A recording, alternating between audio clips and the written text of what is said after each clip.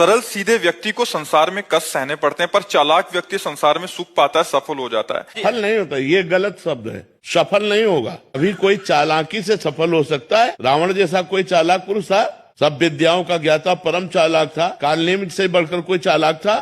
पूरी संजीवनी बूटी जैसी ही द्रोणागिरी में हर औषधि को कर दिया और साधु बनकर बैठ गया। हनुमान जी ने मार डाला, राम जी ने रावण को मार डाला, रहा न को कुल रोवन हारा। चालाक पुरुष सफल कैसे हो सकता? नहीं, सीधा सरल पुरुष कष्ट पा सकता है, पर सफल सीधा और सरल सच्चाई पर चलने वाला हो। जैसे धर्मराज युधिष्ठिर बिल्कुल सीधे थे, यहाँ तक इतने सीधे थे कि युद्ध क्षेत्र में कल कौन सी रणनीति है वो जाके दुर्योधन सीधे पूछ लेता था। भ्राताश्री कल कौन सा चक्रव्यूह रचना है वो बता देते थे। इसीलिए भगवान दो बैठक करते थे, एक युधिष्ठिर के साथ और एक युधिष्ठिर से अलग। युधिष्ठिर के साथ जो बैठक की वो चक्रव्यूह रचना ही नहीं होगी, क्योंकि वो दुर्योधन को पता हो। इतने सरल थे कि वो आके पूछ लेते, वो पूरी बात बता देते थे। तो आप देखो विनाश किसका हुआ? चतुर चालाक, जिसके साथ शकुनी, दुशासन, कर्ण, दुर्योधन के साथ इतने चालाक, चालाकी की हद थे ये लोग। तो क्या ये लोग सफल हुए?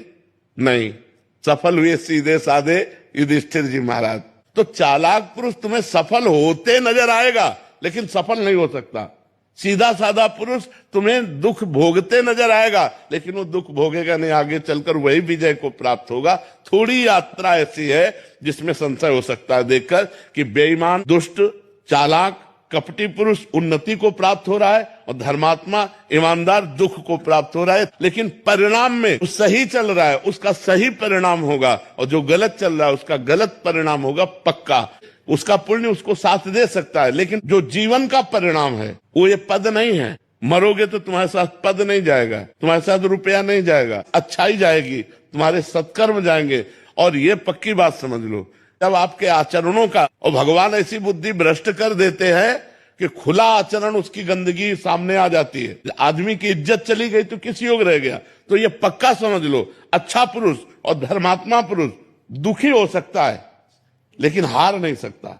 विजय को वही प्राप्त होगा, ये निश्चित बात है। सामने से तो बहुत सुंदर दिखाई दे रहे और पीछे जो पाप कर रहे तो मालिक देख रहा है, उसका हिसाब मालिक करेगा। मालिक की दुकान में है सबका जीवन खाता, पाई भर का भी चूक नहीं होती हमारे मालिक से। एक एक बात का हिसाब होता है। अगर हमने अंगुली भी उठाई है तो उसका भी हिसाब है कि क्यों उठाई और कैसे उठाई। परमात्मा सबको देख रहा है, इसलिए ये मत जानो कि कोई देख नहीं रहा है, हम अच्छाई कर रहे हैं, हमें बुराई पर बुराई मिलती चली जा रही, कोई हमारे देख नहीं। परमात्मा देख रहा है। और जो एक है कि मैं छल कपट बुराई से बढ़ रहा हूं, तो देख लेना तुम नष्ट हो जाओगे।